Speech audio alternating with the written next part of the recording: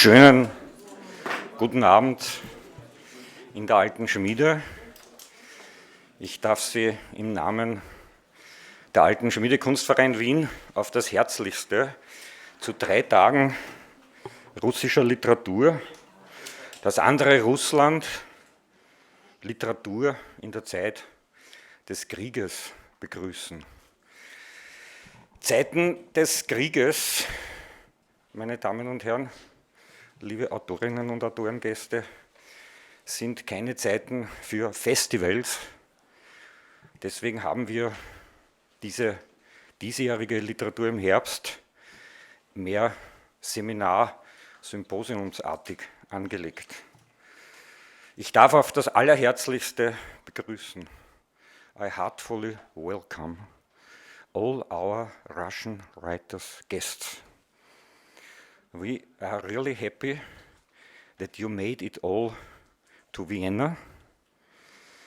In the next 3 days, and I personally will introduce, or Eric Klein will introduce you when you have your lectures and reading, but in the next 3 days, we have here Tara Serenko, Philipp Chaitako, Marina Davidova, Michael Eisenberg, Maria Stepanova, Anna Marinskaya, Olga Skonetschnaya, Maxim Ossipov, Viktor Jarofejew, Jelena Fanailova und Juli Gugolev.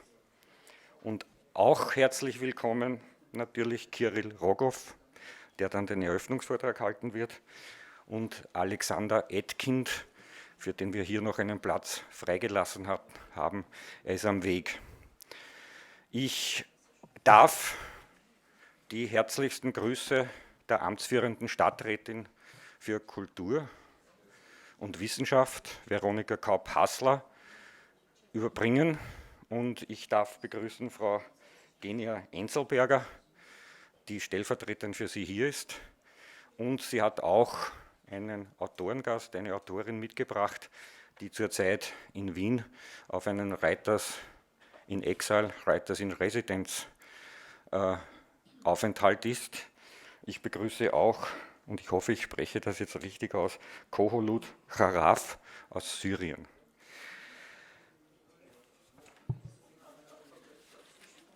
Die Stimme des Intellekts ist leise, aber sie ruht nicht, ehe sie sich Gehör verschafft hat.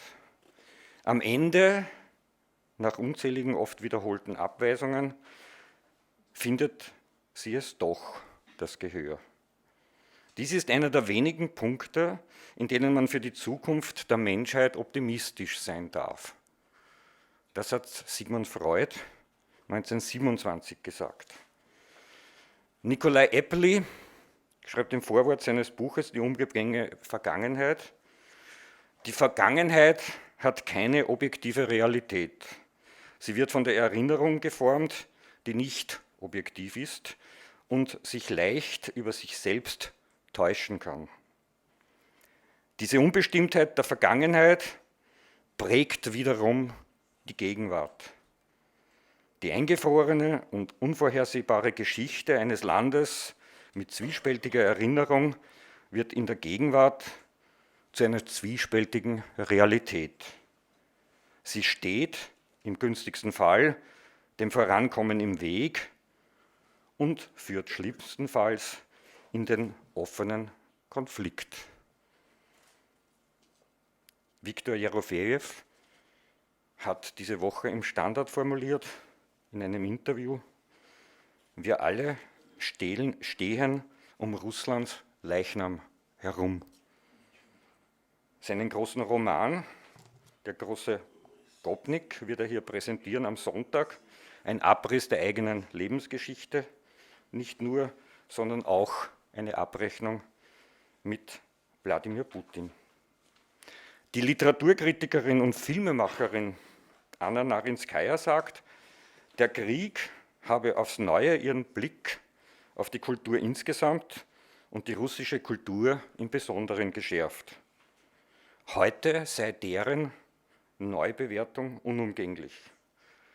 Und noch radikaler formuliert Marina Davidova, Theatermacherin und Autorin, das Problem.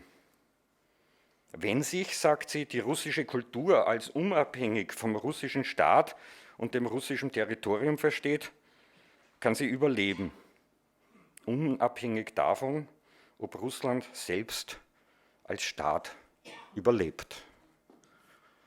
Meine Damen und Herren, eine Veranstaltungsreihe in dieser Dimension, und ich darf dazu sagen, dass hier Autorinnen und Autoren sind, die sich mit ihrer Literatur, mit ihren Schriften, mit ihren Büchern als Intellektuelle, und zwar unter großem Risiko, gegen den Krieg geäußert haben, die kritische intellektuelle Stimmen sind seit Jahrzehnten, die durchaus unter riskanten Bedingungen sich formulieren. Ich darf noch einmal allen danken, dass Sie hierher nach Wien gekommen sind, dass Sie sich hier an Debatten beteiligen und dass Sie hier, so gut es geht, Ihre Positionen formulieren, Ihre Texte vortragen und uns einen Einblick geben in ein anderes Russland, in eine andere russische Intellektualität als die seit einiger Zeit propagandistisch auf vielen Kanälen verbreitet wird. Dass so etwas möglich ist, und damit möchte ich mich bei Erich Klein bedanken, er ist so eine Art Sputnik, ein Begleiter der russischen Literatur für viele Jahrzehnte. Er hat uns jetzt schon 3 Generationen an russischer Literatur nicht nur nahegebracht, als Übersetzer, als Herausgeber, als Veranstalter.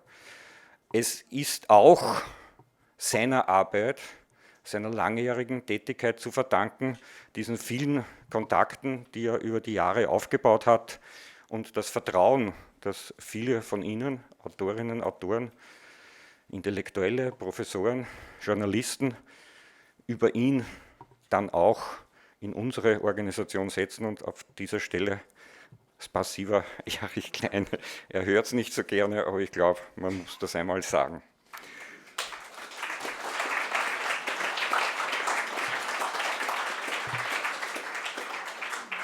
Ich darf jetzt zum Eröffnungsvortrag überleiten.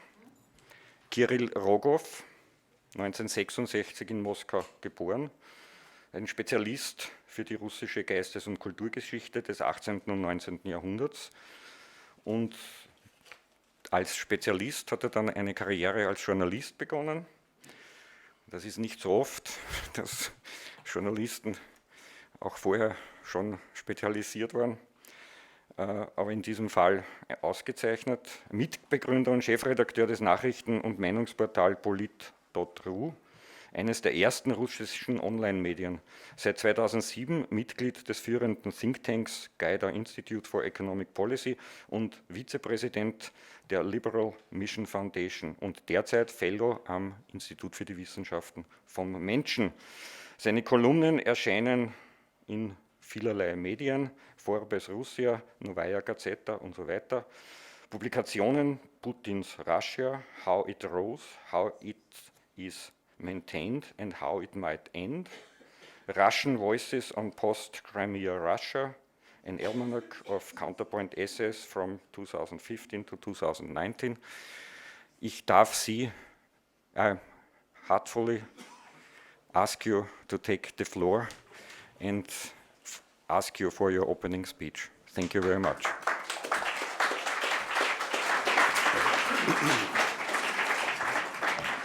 Thank you. I will speak English, and I feel a huge responsibility to be in such role to open this extraordinary event. And I was asked to make a lecture, and I was feel so huge responsibility that I wrote this lecture.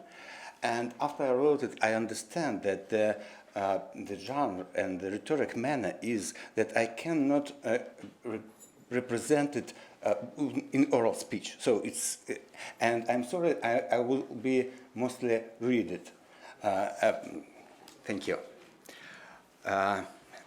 It's a very complicated to speak. The theme is Russia, Krieg and Russian, the war and Russian future. And it is extremely complicated topic. And in some sense, to talk about future of Russia today is like talking about life after death. It's something useless to talk about. Russia is in the midst of its catastrophe while the war goes on. And horror grips us when we think of what Russia have already done or what our competitors have done in Ukraine in Russia's name. And I have two photos on my Facebook page, saved photos on my Facebook page, and I always see them when I open it. In one, we see a very young girl feeding her approximately 1-year-old daughter from a bottle, and this photo became famous when they both were killed after a Russian missile hit their house. And the other one is there is a about 40-year-old man sits in a cafe with friends and laughingly showing them some document, and he was killed too, and he is not laughing anymore. And these thoughts about hundreds of thousands killed, of peaceful, prosperous life destroyed, is horrifying. And when we think on these individual tragedies, history doesn't exist. It has no sense. I have no doubt that Russia will have to answer for this, and I'm sure that we will not escape this reckoning. Also, I don't know when and how it will happen. And for me, it's not a matter of collective responsibility. It's mostly rather a matter of collective karma. In the meantime, I believe we must avoid certain pitfalls in thinking about how and why this war became possible, how it might end, and what comes afterward. Horror and anger force us to think categorically and simplify reality in face of war, as if our radicalism of our thought can stop the war. It is a very understandable reaction. Many intellectuals and ordinary people in Russia are deeply depressed today. Terror and the awareness of their helplessness make them silent. They feel themselves an insignificant and helpless minority, and therefore see the arena to the evil that has taken over the country. But this is precisely what despotism seeks to achieve. Autocracy seeks to distort our perception of the real balance of power in the society and to lower our willingness to resist. It is in Putin's interest to present the case that those who tortured and murdered people in Ukraine's Bucha and elsewhere are the real Russia, and that there is no other Russia at all. It is in his interest to present the case that democracy has not only failed in Russia, but is impossible there fundamentally, or to insist that despite all attempts to modernize Russia, Russia has returned now to its original and natural path, to the point from which it started 55, 40 years ago. And I'd like to talk today about such simplifications, which are popular both among Russian intellectuals and in the West, and which deprive us of stable footing and make us weaker.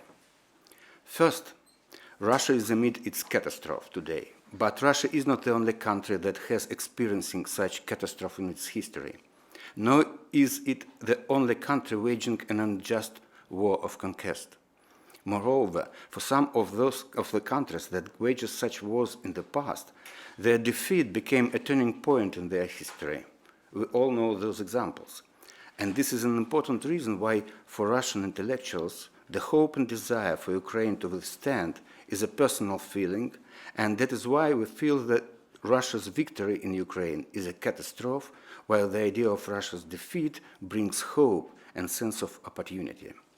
What I want to stress here strongly is the idea that an unjust war is a catastrophe for the country, but it may be not the end of national history. My second point is that the aggressive war Putin launched against Ukraine is obviously at the same time an aggression against the European within Russia, an aggression against Russia's own European potential and appeal. And the global historical goal of this war, in Putin's view, is Russia's total break with the West, which should open, according to his plan, the path to a radical de-Westernization of Russia.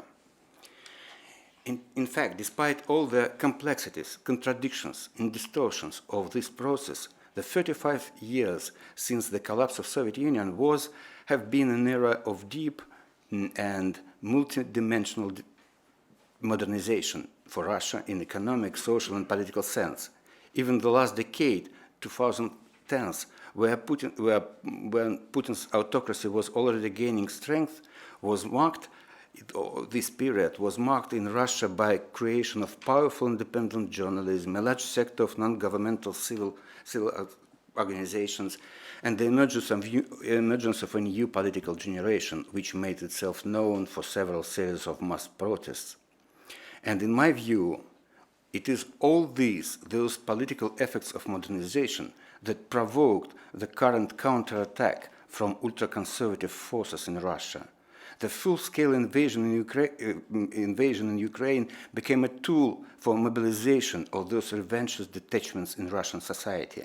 The war of conquest against the European choice of Ukraine is supposed to mobilize and did mobilize all the archaics in Russia in a purpose to undermine the modernization efforts of the last decades.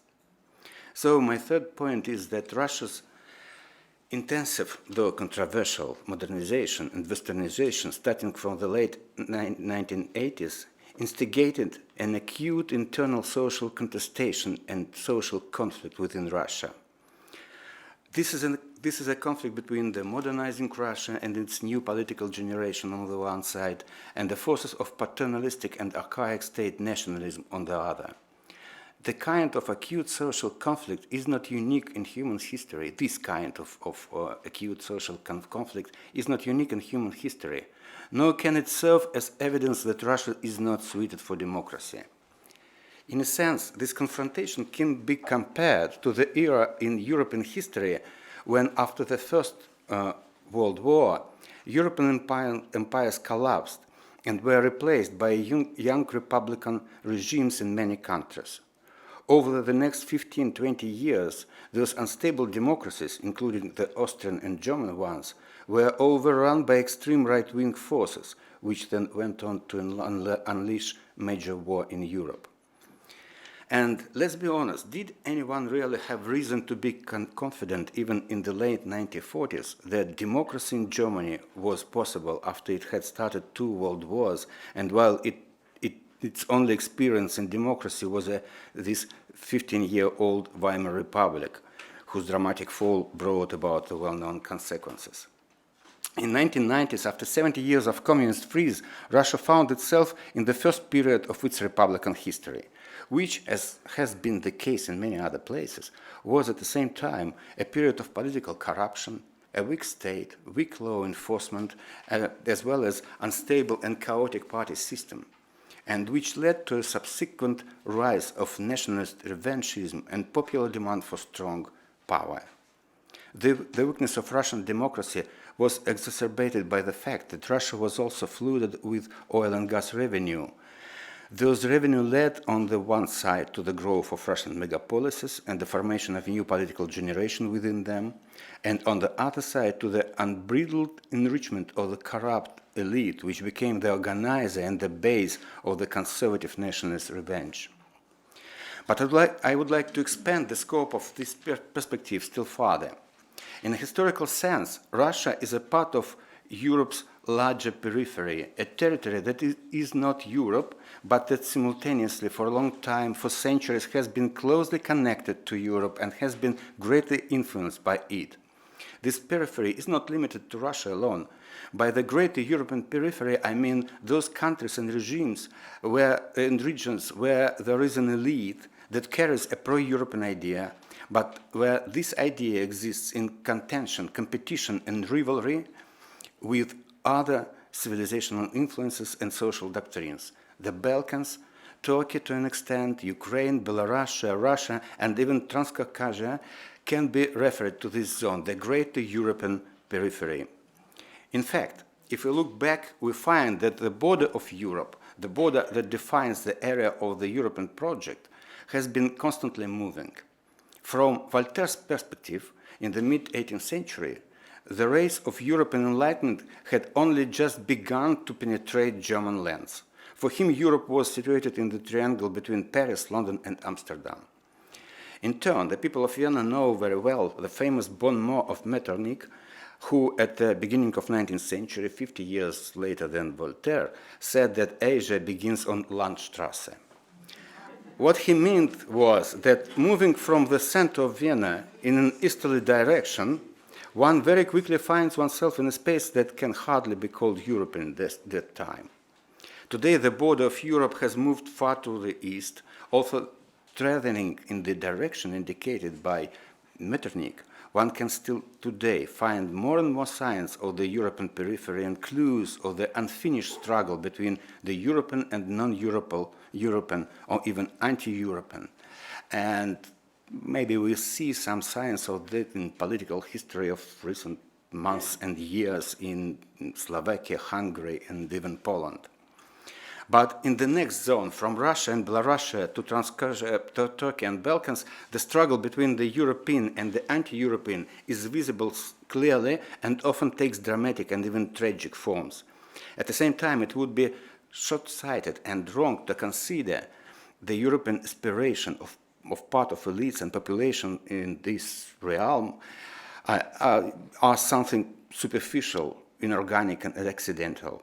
Also, Putin and other enemies of European idea in those territories try to assure us that this is indeed the case. But the historical facts are different. Those territories have felt the magnetism of Europe for several centuries, which inspires the intellectual elite in their quest for modernization. We don't know if and when this rivalry in different parts of the greater European periphery will end successfully. But there is another important point here, that while the pro-European ideas and forces in those lands are influential, or at least are not depressed and exhausted, they serve as counterbalance to the anti-European forces in this realm, and ensure a period of peaceful coexistence of this periphery with Europe. They are a part and the product of European soft power. One can see the repetitious movement of this pendulum in Russian history, periods of pro-European modernization, which are followed by periods of prevalence of anti-European agenda. The rapid adaptation of European models and practices in the first period is followed by a period of hostility to the European and striving to oppose it with Russia's national or even civilizational identity. The Bolshevik project in the 20th century was probably the longest period of Russia's anti-Europeanism and the most large-scale attempt to establish in Russia a system of institutions and values totally opposed to European ones. However, once the Soviet regime entered the demobilization phase in 1960s, within a couple of decades, this led to the formation of a pro-European elite in the Soviet Union that spearheaded an anti-communist and pro-Western revolution in the country. For the mid-1980s until about the mid-2000s, and even after that, Russia has been adopting European models and practices, despite all the difficulties and distortions of this process. Meanwhile, the consolidation of anti-European forces and agendas started in the late 2000s and sharply intensified in the mid-2010s. Oil abundance formed in some part of Russian population and the lead the habit of rental incomes, corruption, and the idea of economic self-sufficiency, which was once again reinforced by the idea of civilizational exclusivity and the revenge of great powerness. These pendulum movements reflect the different constellations of pro-European and anti-European forces within Russian society. So, in a long-term perspective, the anti-European mode in Russian politics is no more natural and organic than the opposite one. Both are constitutive elements of Russian history. Moreover, a complete break with Europe like the one we see in Russia now is mostly unnatural for Russia. In Soviet times, it was justified by the messianic idea of creating a new social order. Now it has no such justification, and its only motive is the alleged inherent hostility of the West towards Russia. Such a radical break with the West is possible in Russia only if extremely despotic forms of control over society are established, what we see in Russia now and what we have seen in Soviet times. And this connection between despotism and anti-Westernism demonstrates the unnaturalness of such a state. And after some time, when this control proves too expensive, or when other economic or political factors come into play, we will see a return, a reverse movement of the pendulum, and the new Russia's appeal to Europe, to its social experience and models. And I would like to draw your attention to one more regularity of those swings of the Russian-European pendulum. Quite often we see that periods of Russia's pro-European orientation coincide with the clear signs of the success of Europe and the success of European project. Conversely, periods of disillusionment with Europe and the prevalence of anti-European forces in Russia coincide with periods of crisis, instability, and hesitation within Europe itself. The period in the 20th century when Europe was plunged into an era of brutal wars, unstable republics, and the right-wing nationalism that replaced them was coincidentally the period of intense construction of a totalitarian alternative to the European project in the Soviet Union. Conversely, the period when Europe reached a trajectory of sustainable growth at the end of the 20th century, when it democratized citizens' access to the benefits of this growth by creating a mass consumption society, and when it made a breakthrough in European integration, this period provoked the crisis and collapse of a totalitarian anti-European empire in the East. And this interconnection is another reason why we can say that the Russian as well as Ukrainian history of the last few centuries is in some sense a part of the European one. The weakening, fading of Europe's soft power contributes to the consolidation of anti-European revanchism in the greater European periphery, and vice versa. Obviously, nowadays we see the European project being attacked both from outside and from within, and its soft power diminishing and its security weakening. Today, against the backdrop of the horrors of Russian aggression, it is very difficult to be the advocate of Russia. And my point is not to acquit Russia in any sense. It is to emphasize and demonstrate that this war against Ukraine and against its pro-European choice is a sort of continuation and externalization of the fight within Russia itself on the same issue. As I explained above, the Ukraine's success and Russia's defeat is an opportunity and hope for Russia. But it looks like, and the last year gave the new evidence of that, this hopeful outcome is unlikely to be the result of a pure Ukrainian victory on the battlefield. It is more likely to be the result of Ukrainian military strength and the simultaneous weakening of Putin's regime, the result of rejection of this unjust war within Russia itself. That is why the resistance is so important. While the view of Russia is as inherently and organically anti-Western, only mirrors Putin's idea of inherent and organic hostility of the West towards Russia. The view of Russia as an evil empire, the view of its history of its liberal and pro-European project as a total failure, and this radical separation Russia from Europe. This is what makes anti-war and pro-European forces in Russia feel like a helpless minority, and what amplifies and promotes the Putin's project of radical de-Westernization of Russia. Thank you.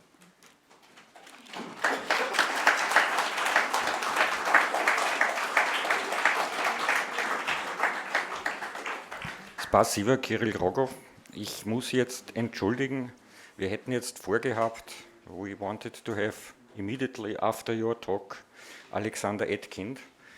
he's on the way or something happened, we cannot reach him. May I now ask you, Erich, on the floor? And I ask you, Erich Klein wird nun mit Kirill Rogov noch ein Gespräch führen. Und wir haben dann auch die Möglichkeit, we have the possibility if you have questions, but please, we have to give you a mic. Wir müssen Ihnen ein Mikrofon geben, dass Sie auch Fragen stellen. Erich, nimmst du bitte das Mikrofon? Ja. So, Erich Klein und Kirill Rogov im Gespräch. Wie war das in dem Film? Wir haben ein Problem. So, it will be some kind of improvisation. Anyway, the first somehow strange question would be, if I ask you, could you try to be some kind of advocate of Russia now?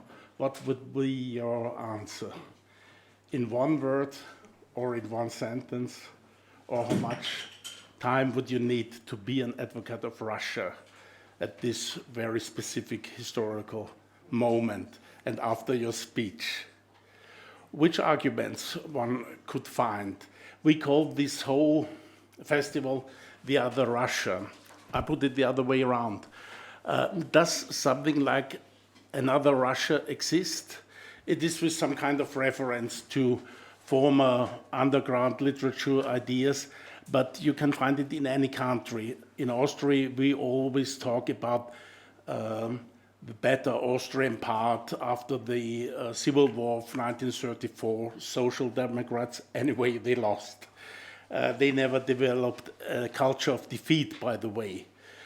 This other Russia, does it exist from your point of view? Yes, and I think it's even is not in terms of sociology. It is not even other. So I mean that when we're saying about other Russian, that there is bad Russia, the main Russia, and the other Russian a little bit better. I don't think so. I think that there are different constellations of political and social forces which forms different social order and political trends. And so now we have in a period of defeat when this, what you're calling other Russian, and I can say better Russia, is defeated. But there were different periods when it was much more powerful. And my point is that while Russia never was developed democracy, stable democracy, developed market economy, we had this, it was a very impressive process of modernization in Russia in the last 30 years. And that this movement, this modernization with all its complications is very, very well-known thing. So I can say you that, for example, should I be shorter, yeah? So I'll finish with this. So if we look at post-Soviet countries, so there are 3 countries, Baltic countries, which were much more close to Europe and were immediately included in European system of institutional system. I mean, Estonia, Latvia, Lithuania. They have a very successful path. And if we look at all other former Soviet republics, we'll see 2 basic types. The one is those where the communism was replaced by personalistic authoritarian regimes immediately, like in Central Asia and some countries. And the other part of this group of countries, they had these 30 years, they had a sort of regime which I'm calling competitive oligarchy. It's not exactly, it's competitive regime. It's not autocratic regime. It's something like democracy, but not complete democracy. And Russia in the 1990s was like that. And so I mean that this period was very short to make a stable democracy, and so it is a period of confrontation. And now we are in a stage, in a period when the anti-modernization forces won, they are victorious, and the war is an instrument of their victory. But it's like it is now. So my answer is that no other Russians. There are two Russians. Well, this answer was this problem was widely discussed after the Second World War, when we talked about the bad and the good Germany or Austria, and then Thomas Mann already in I think in '44 wrote a small article, Brother Hitler, where he made the conclusion, well, unfortunately, he's my brother, Hitler, Thomas Mann. So it's a very delicate thing, and these discussions are quite, in the German case, they were romantic. When you mentioned the word defeat, I remembered there were a lot of discussions well, I'm sorry, but we will continue for 10 minutes. Sorry, hello. Why Russia was never able to develop something like a culture of defeat? Germany obviously could. We were forced to develop this kind. By the way, why Russia couldn't do this after 1991?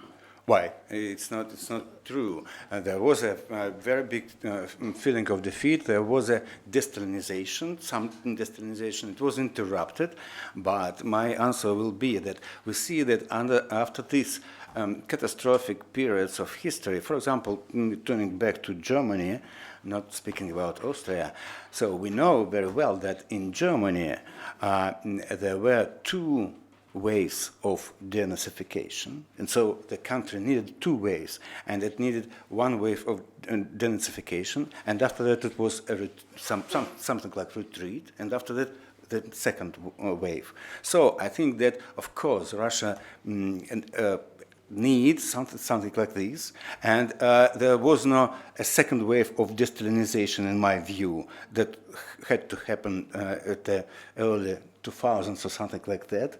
Yes, and moreover, I would like to tell that if we will speak about the future of Russia, this complicated, awful theme, if we will speak about, and if we will imagine that something positive will happen in Russia after this war will end, we should understand that it wouldn't be either the one-wave de-Putinization, because you cannot, and Austrians and Germans know it very well, you cannot, the generation which will be blamed and will be involved in all those awful things, it wouldn't be able to reject everything in one step. Well, it's the third generation which is discussing these topics already in Austria or in Germany.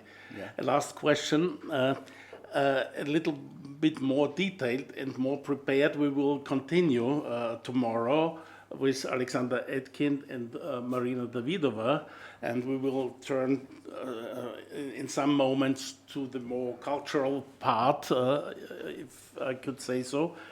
A last question. We talked several times, we met several times for interviews, and one somehow astonishing moment was when you talked about the problem of the sanctions imposed by the EU, by the Americans, the problem that somehow we are responding, the West, is responding to Putin and helping him to move Russia towards China, to the east. So there is some kind of cruel symmetry in this thing. Can you explain this a little bit? So, and how one could it's avoid this problem? I'm mostly a political analyst and political researcher last years, and so I think about this in those terms, and so of course, it's not. I'm not saying that the West is it's your response or something like that. I mean that the great victory, great success of United States and the West in the first Cold War was the conflict between Soviet Union and China, now we have another situation when we see that China and Russia became closer and closer, and this conflict in Ukraine made it more and more visible and unavoidable. And this is very, very bad situation. It's much worse than during the Cold War I. And now this is one of the main problems discussing by analysts in the United States and in Europe. And I do not think that the West is responsible for this, because it was impossible not to put sanctions on Russia. And the only responsibility is that sanctions are not working properly.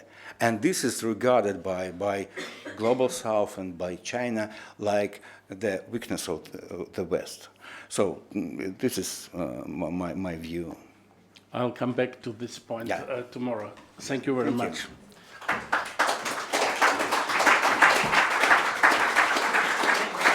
Russlands Zukunft und der Krieg. Spasiba. Kirill Rogov, vielen Dank, Erich.